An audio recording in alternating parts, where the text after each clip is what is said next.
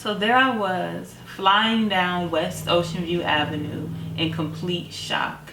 I was on my way to 7-Eleven to pick up the Western Union from my mom and to fill up my tank before I got on the road. It was about 2 o'clock in the morning, and I had every intention on driving 11 to 12 hours to make my way home. I didn't even consider sleep, or anything else for that matter, only getting out of Virginia as fast as I could. So I arrived at 7-Eleven, ran inside, got the money, and paid for my gas. And I was very observant of my surroundings as I stood there while the gas was pumping.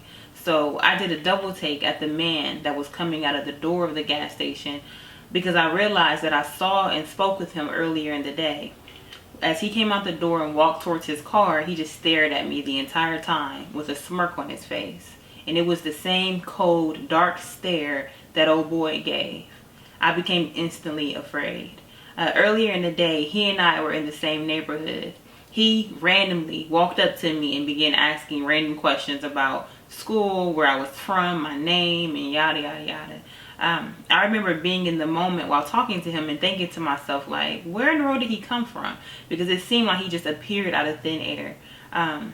Looking back, I believe with everything in me that he was the vessel that Satan himself used to come and briefly oversee the sacrifice. By this point, I was shaking uncontrollably.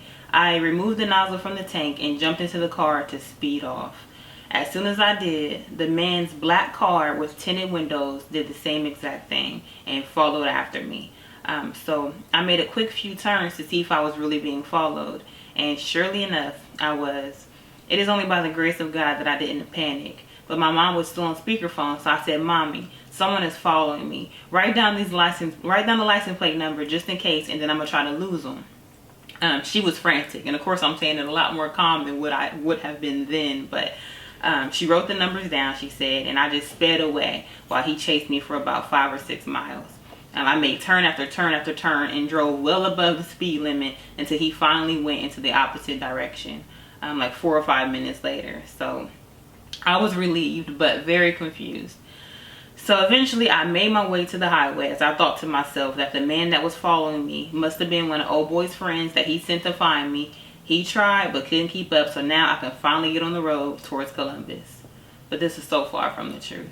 So I was driving over the bridge when I noticed in my rearview mirror that I was still being followed. This time there were 3 vehicles less than 100 feet back. There was a black Jeep, the same black car that was following me a few moments prior, and a semi-truck. They were perfectly aligned with one another and going the same exact speed. So again, to double check that I was really being followed, I turned around 4 times. And not just like a U-turn going in a circle, like you had to get off the exit, go over the bridge, through a couple of lights, and then turn around and do the same thing over and over again in order to turn around. And all 4 times they were coming after me. So I went through the tunnel, over the bridge, and off the exit, and then back over to do it again.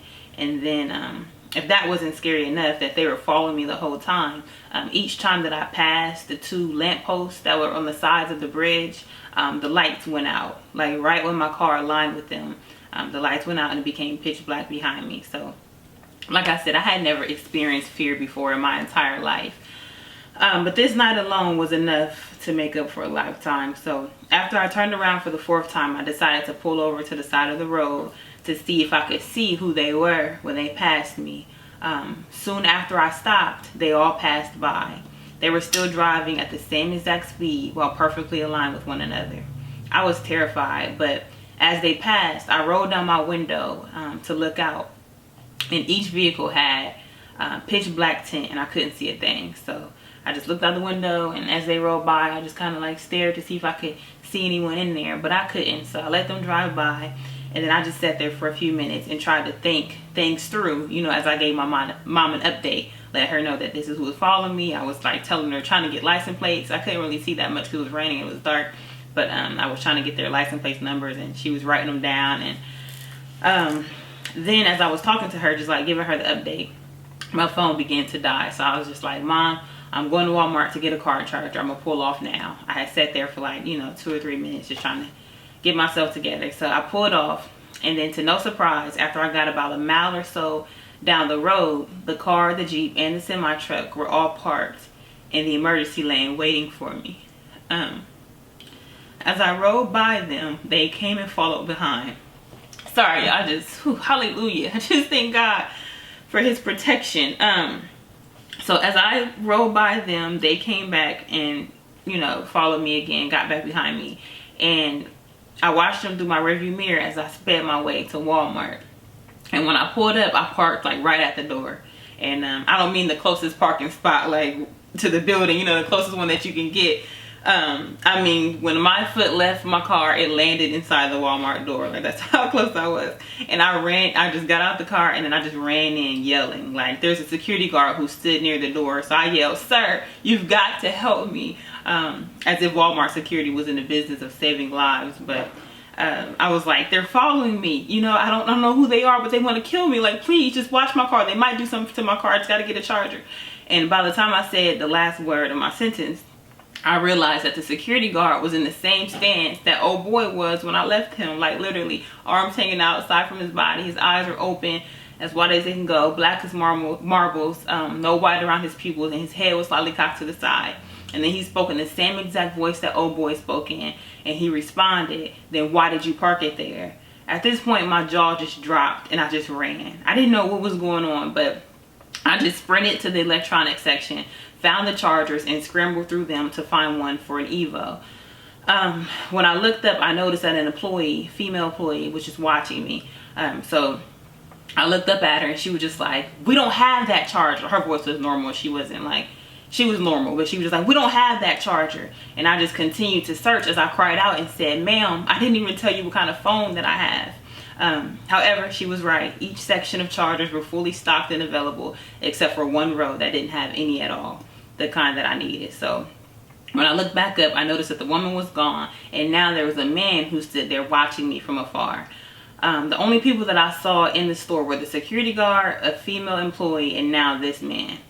And how ironic for that is for Walmart. Like, even at 2 o'clock in the morning, it's always packed in that joint. So that was crazy. But anyway, so do you know how the aisles have 2 entrances? So if you're standing at one end, you can see who's walking by at the opposite end.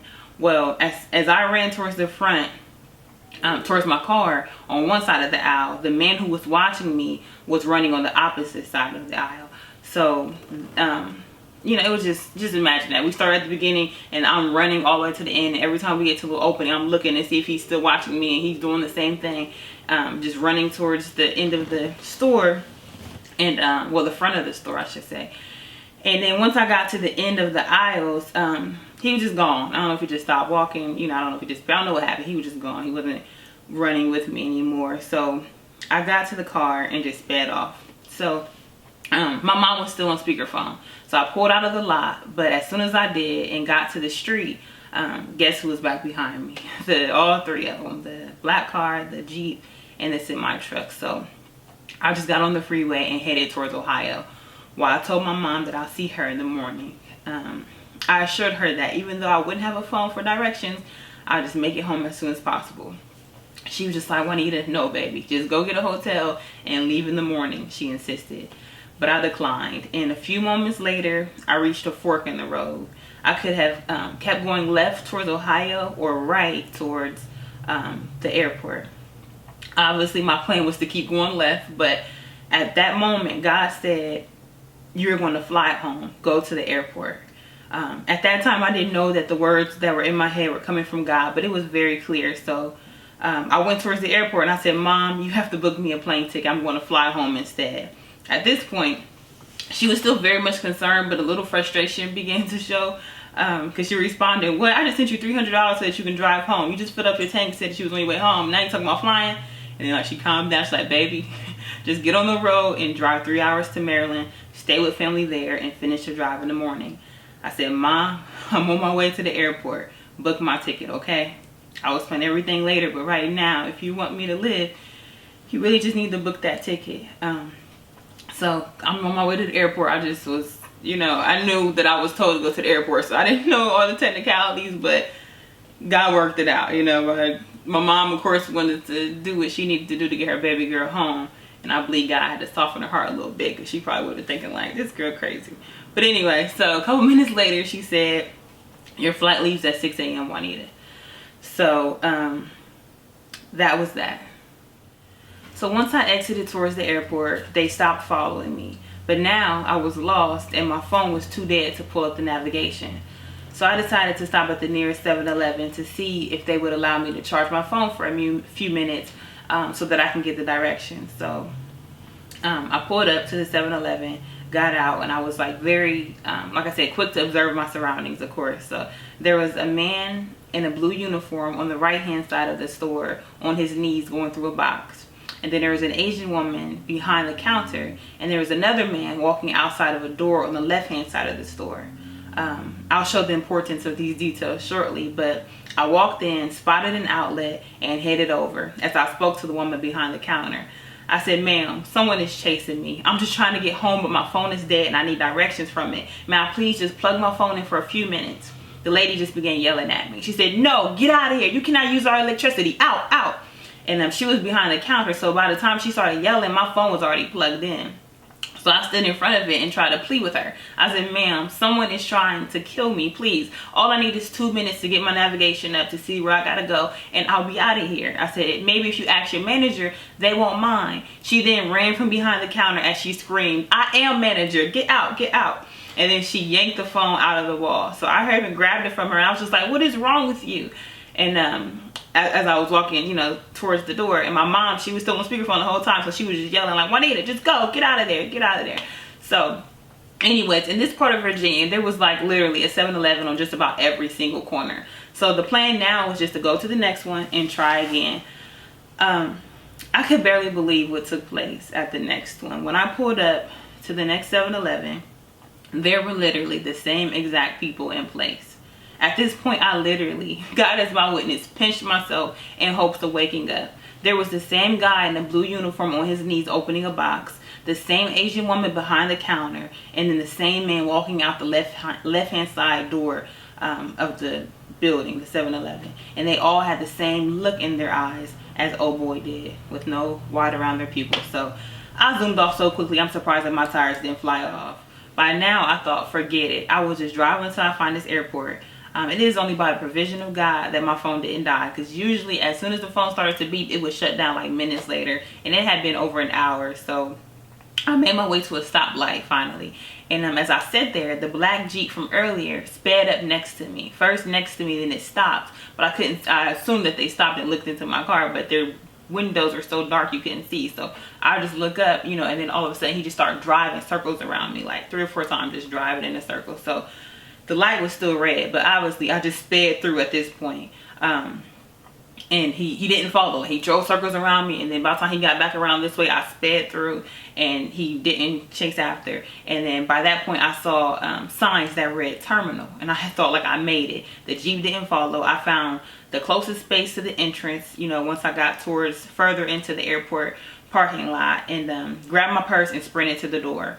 On my way into the place, I noticed a van with 2 men that were sitting in it with those same eyes, just sitting there watching me as I got to the door.